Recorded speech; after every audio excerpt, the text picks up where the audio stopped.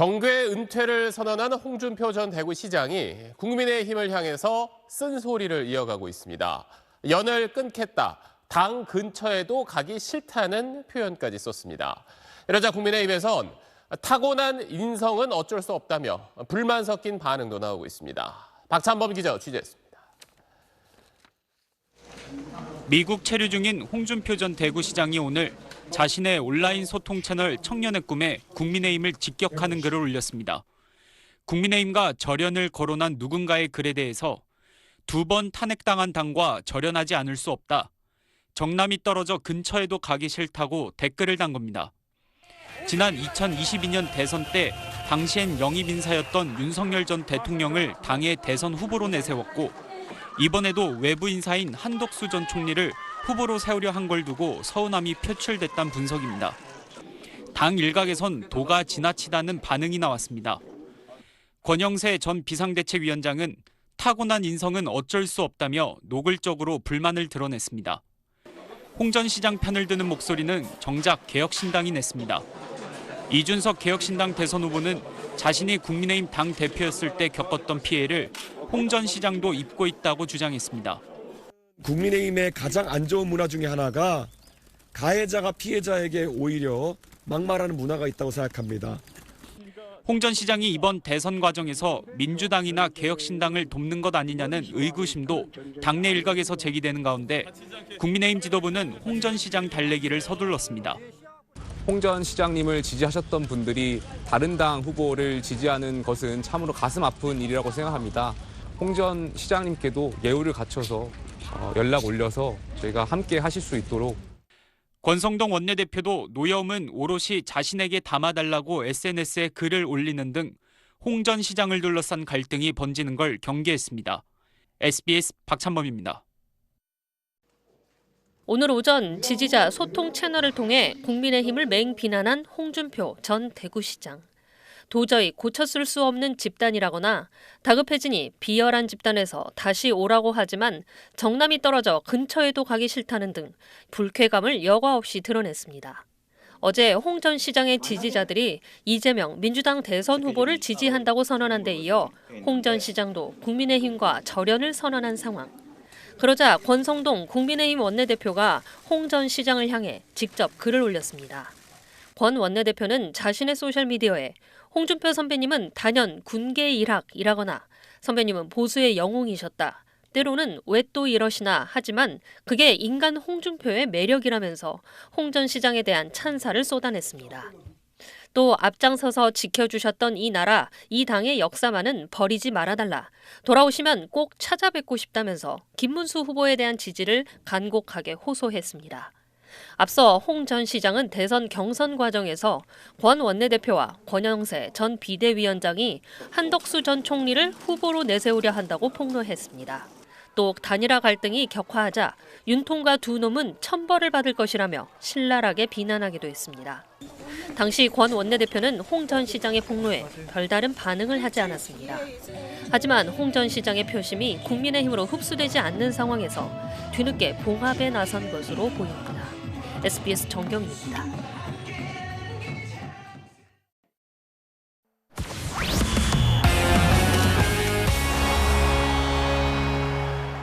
대선 이야기들 오늘도 대선 네컷 코너에서 더 알아보겠습니다. 정치부 최재형 기자 나와 있습니다.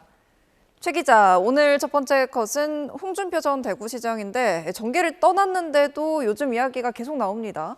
네, 먼저 이재명 민주당 후보가 어제 SNS에 올린 글부터 보겠습니다. 홍준표 전 대구시장을 보시는 것처럼 선배님이라고 부르면서 이 선배님의 국가 경영의 꿈, 특히 좌우 통합 정부를 만들어 위기를 극복하고 전진하자는 말씀에 깊이 공감한다. 그리고 미국에서 돌아오시면 막걸리 한 잔 나누자고 썼습니다.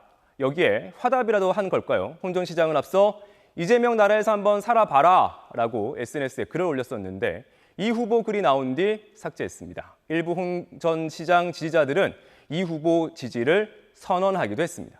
이재명 후보님께서 통합을 갖다가 내세우면서 또 우리가 추구하는 그런 가치를 공유를 하겠다. 그래도 홍 전 시장은 국민의힘 대선 경선 후보였는데 국민의힘에서는 이걸 어떻게 바라보고 있습니까? 네, 국민의힘에서는 맞듣지 않다는 반응이 많습니다. 안철수 의원 같은 경우에 이재명의 사탄 발림에 결코 흔들려서는 안 된다고 주장하기도 했습니다. 홍 전 시장 측은 이 후보 지지를 선언한 단체는 실체가 불분명한 외곽 조직이라고 선을 긋기도 했는데 이 홍 전 시장 정계 은퇴 이후에 러브콜을 더 많이 받는 것 같습니다. 네, 다음 두 번째 컷 보겠습니다. 이재명 후보가 유세를 하는 모습인데 오늘은 어떤 이야기를 했습니까? 네, 오늘 대구 유세 현장에서 이재명 민주당 후보가 이런 말을 했습니다. 제가 쎄쎄했습니다.